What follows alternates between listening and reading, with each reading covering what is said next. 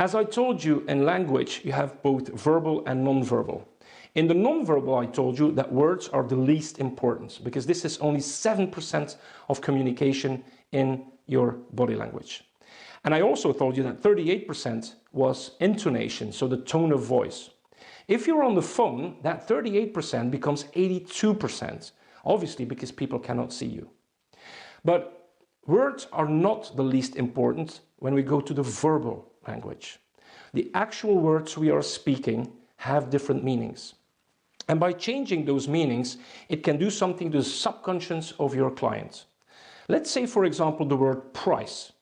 The word price, to me, says this person wants to sell me something. It gives me a negative feeling. So instead of using the word price, you could use the word value or tariff. For example, what is the price of the room? What is the tariff of the room? What is the price of the car? What is the value of the car? That's completely different. Now, next to that, let's say that you have the word cost. The word cost, we would replace that by the word investment. It's completely different than buy something and look at it as a cost than it is an investment. Other words could be, for example, the word contract. I would never use the word contract. I would use the word agreement. I would never use the word signature. I would use confirmation. So if you put it all together, let's say you go and buy a car and you have made your choice and the salesperson would say, let's go to my office and we are going to sign the contract. Signing the contract will give that client a feeling of being stuck for the next 3 to 4 to 5 years. If you say, let's go into my office and we're going to confirm the agreement, now that's completely different. Because when I hear contract, I think there's only one party doing advantage. If I hear the word agreement, that means that we have two parties and it's a win-win situation. So by replacing those words and not using certain words, you can do magic. What I would really advise you is to, as of now, scratch 4 expressions from your vocabulary.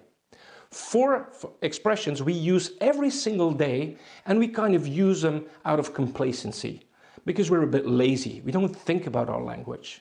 And those 4 expressions are yes, no, okay, and the hardest one of all, no problem.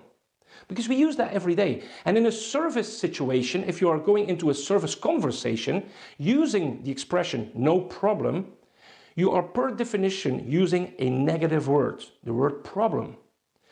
Also, yes and no are too short to answer. Because if you go to any restaurant and you got a waiter coming up to you and he's not the most polite of people, he would say, yes. And then you would order, for example, your coffee. And he would say, okay. He gets your coffee, comes back, puts it in front of you. Polite as you are, you would say thank you. And that waiter would say, no problem.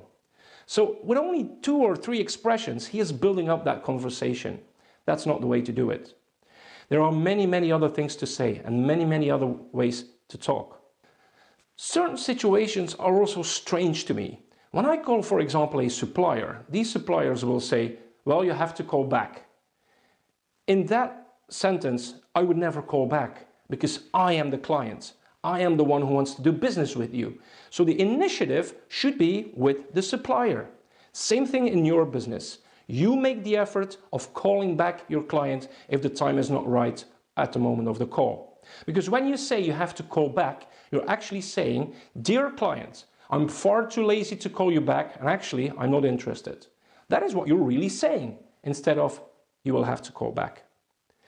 Another one I don't get is when you go shopping, for example. You go shopping and you're browsing through all these clothings you like.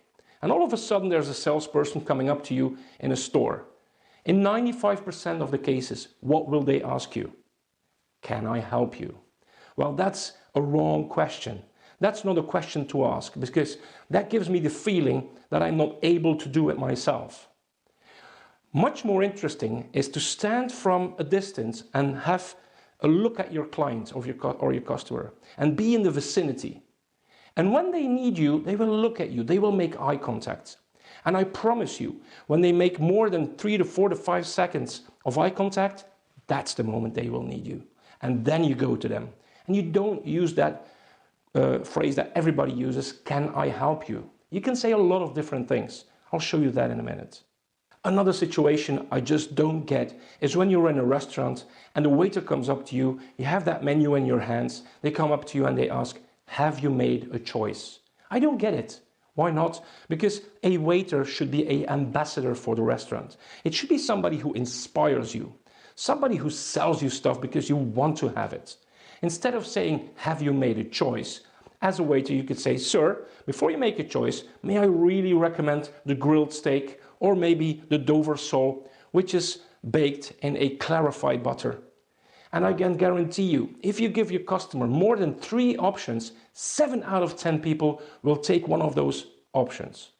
Now, if you are trying to avoid those expressions like yes, no, okay, and no problem, what can you say? Well, there are many, many things to say. Let's say, for example, somebody asks you a coffee. You could say, very good, sir, instead of yes or okay or no problem. Now, this might sound a bit stiff and a bit unnatural, but I have it in my vocabulary. I use it every day. I'm trained in using language in a different way. You should try it as well. Another one I really like is allow me. You remember the situation about going shopping? I wouldn't go to a customer and say, can I help you? I would go up and say, allow me to show you that in a different size or a different color. If somebody arrives at a hotel with their suitcases, don't ask them, can I help you? You should say, allow me to assist you. That's something completely different. It's just saying things different, and the subconscious of your customer will really recognize that. Another one I use a lot is, as you know. As you know is a non-threatening way of repeating something you already said. And for example, somebody comes up to you and says, could you point me in the direction of the toilets? You could say, as you know, sir, it's here to the right. Well, obviously they don't know, but it's much more interesting than to go with them if you don't have the time. Of course, if you're offering great service, you should escort your customer, but we'll come to that later on in this training. The next sentence I am going to teach you is the most important sentence of this whole training. It is so hugely important. You can forget anything I told you during this training, but just remember this one sentence. Just remember this one technique and apply it every single time. Now, the next sentence I'm going to learn to you is a sentence which you should use at the end of every service encounter. You should use it on the phone. You should use it in real life at any possible customer interaction. It's a simple sentence that will allow you to go to the end of service. And if you use that sentence, you are 100% certain there's nothing more you could have done for your customer. And that sentence is, can I do anything else for you? Is there anything else you require? Can I serve you anything else? Anything else? No matter how you ask it, but ask it every single day. And I can give you an example. A while ago, I was doing a speech in Italy. So I flew out to Italy every week, every time on Friday, because I was hired by an insurance company who asked me to fly out once a week to do a speech in terms of customer service for a group of their clients. So we were 25 people there, and the scenario was they got up in the morning, had some breakfast, then I did my speech, and then they went onto a bus, drove to Milan, took a plane back to Belgium. Now, when I did my speech, this was around 11 o'clock. And what I did was I asked everybody in the room, have you checked out? And all of them had checked out. And I asked them, did they ask you at the reception, can I do anything else for you? And they didn't ask it. And I said to the public, who needed anything else? And all of a sudden there was a gentleman who actually wanted a charger for his iPhone. And there was another lady who wanted the newspaper to read on the bus on the way to the airport. The fact of the matter is, if you do not ask what they need, they will not tell you.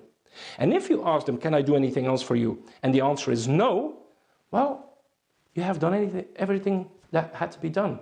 And they will never come back to you and say, you didn't do this or this for me, because you have asked it.